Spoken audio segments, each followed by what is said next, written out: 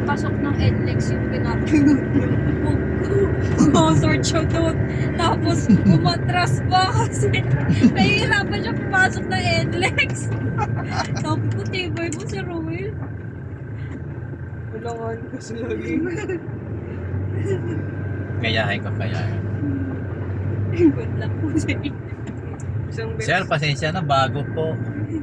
Bago lang po ako sa Maynila. Maglabas po tayo ng sa pang-ambulansya sa taas. Isang beses mas pumunta kami ng doble. Tapos, luwag pa siya. Napunta kami ng Divisoria. Ano? Malayo! Malayo na.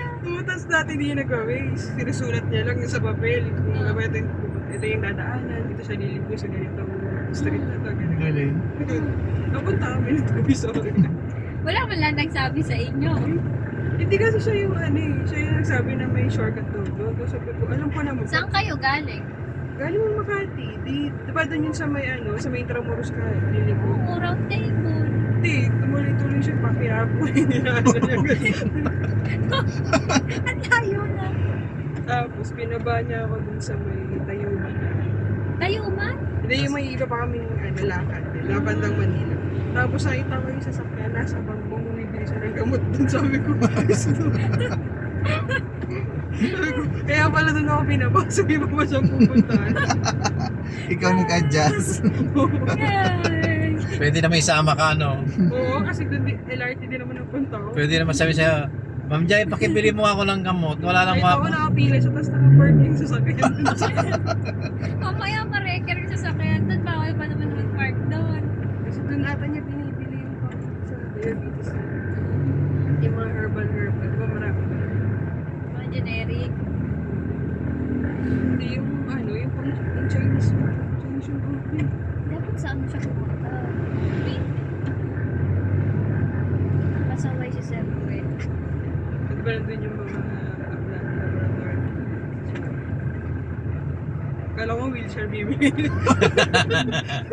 Sabi ko, baka may inuto si Mama. Sabi ko, Mas malupit yun. Bawal mag-U-turn. Doon siya sa mismong signage ng U-turn. Pinara kami na enforcer sa Taguig. Wala lang. Kinausap niya lang. Oh, ang galing yun si Sir Roel. Ano boss, ano kasi? Thank you sa leaflets ng ACC. Hmm. Nag-aksidente po kayo sa trabaho. Gano'n yun. Siya pang pinasalamatan ngayon. Apo. Sabi pa nung mga enforcer sa amin, sige sir, hanapin ka namin kapag may na-accident kasama namin. Tapos wala, J.O. pala, no? Kasi enforce. pag natutulog din siya. Sabay-sabay din kami pepre. Pag malapit na siya dun sa nasunan. Ay, nako. Kaya nga, ayaw talaga. Ayaw sumakay sa kanya. Natutulog siya? Aray. Pag natulog kami, natutulog din siya. Kaya ginagawa ni Sir Jean, kinakwentuhan siya para hindi siya matulog. Hmm. Si Nika ang the best dyan. Oo. Ay, Diyos ko si Nika. Ang dami ko nang tulog siya, dal-dal pa rin. 200 meters, turn left onto Malini Road. Parang mas malapit yung dinaan natin, ma'am, ngayon. Naka-waze ka. Ay, sir, naka-ano yung address mo sa mismo? Number 28? Yeah. Take the next left onto Malini Road. Pwede daw doon ay mag-park. Ay naman sa vlog. Welcome to So, my andito po na po tayo vlog. ngayon at tayo po ay kakanan. Kakaliwa. Kakaliwa. Hindi kakanan. Kakaliwa pala. Kiliwe. Ano po kasi ako ay faithful kaya hindi po ako kumakaliwa. Dami alam. Pag kay Sir Carlo tayo, Sir Carlo. 500 meters, turn right onto Matanong nga si Sir Carlo. Carlo, aware ka ba? Kilala mo ba si Carlo yun? Sir Carlo yun? Oo, kilala ko yan. Okay. Yan pala. Kaso may karibal ka na dun. Kaya nga eh. Lagi kang wala, si Sheila ang dami ng points. Kaya nga, nagbo-volunteer pa pumunta kay Sir Carlo. Hindi ko na nga siya pinapansin sa GC. Grabe lang. Si Sheila, kung ano ka na sinisin, bigay ni Sir Carlo kasi wala ka. Bunti si Sheila, kung ano nagsasabi dito. Sarap na sarap siya dun sa tinapay.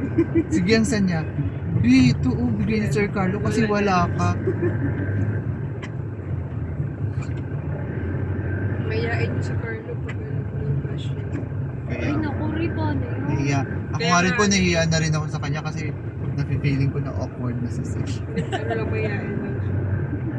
Kaya di ba pag niloloko namin, pag-picture ka naman kay Rio siya lang nasa Okay? Kay Rio. Bait kasi ni Sir Carlo. Panantawan na attorney Clark. Kaya sabi Turn ko, right after Lord, Lawang Clark, Bato ba't naman sa Station ECC, on big the deal yung right crush onto dito. Mulawinan Street. Then you Crush will ko lang arrive at po your siya, sir. destination. Kasi kung sobrang bait niya, hindi siya yung katulad ng ibang tao na parang hindi ka papansinin, ganun. Sinabi niya yun kay Carlo, tapos sabi ko, mabait ka ba, Carlo? Ay, Ngumingiti lang. Ah. ito aesthetic, oh. Ayan ah. Ay, Ayos ang forma ni ma'am. Papasok lang sa school yan. bulakbol na. Ay, gobi siya.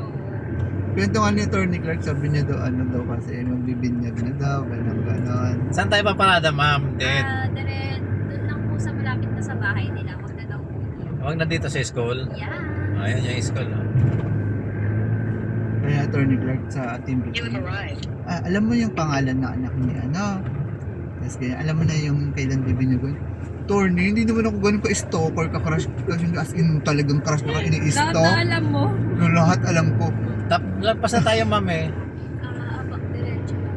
Ah, hindi pa pala tayo lagpas. Di ba? Mali naman yung 28. Oh. LPG.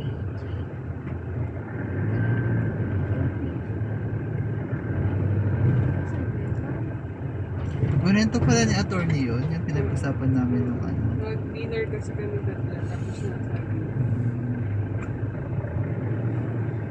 Hello Sabi po. nga niya, ibibigay niya daw yung puto na Sir, saan puto po kalasyaw. pupunta? Ako daw mag-abot. Sabi ko, Sa may St. Joseph School na tayo. Nandito na kami sa may tapat na Naiyak. St. Joseph School. St. Joseph School. Sinabi niya. Lagpas na Tapos kami. tumatawa na si Carlo. Lagpas Sabi na ko, kami. "Yan, mabait, yan, mabait."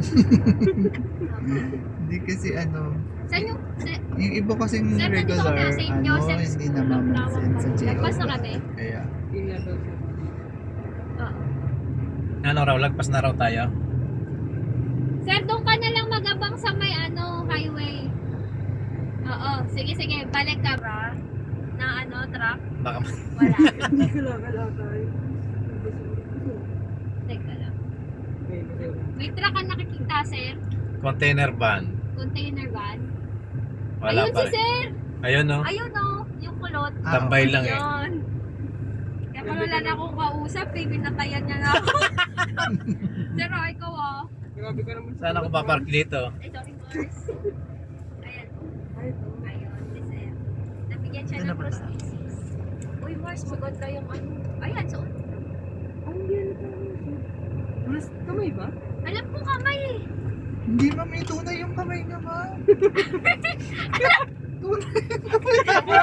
Nagulat ako, ano Kaya yun? sabi ko, galing naman. Wait lang, papatunayan ko sa Baka inyo. daliri, ma'am. Hindi Kung daliri. kamay eh. Pinakita yan ni Ma'am Ann sa akin eh. Parang tunay Hoy, yung kamay kumang. niya, eh. Ano sir, tingnan mo. Kumang lang. Oh, ayan, kumang. Oh. Ma'am. Oh, kayo talaga ma-judgmental kayo. Boris, baka iba yan. Baka isang pupunta na. Apostol. Ma'am, totoo, ma'am. Sir, saan sir? Doon sa may motor po na yun. Okay. Ito, tunay, ma'am. Nagagaling Sa sa kanya, uy, locator mo. Tama ko na sabi ko, ano rin mag-try para sahamaan tayo. Napadala ka din siya. Dito daw kayo sa may motor. Oh, alam nyo na ibig sabihin yan. Tumigil na ako. Oh, yun na mga kaibigan mo, Sir Joey. At naalala ko na naman yung Santa Ana natin eh.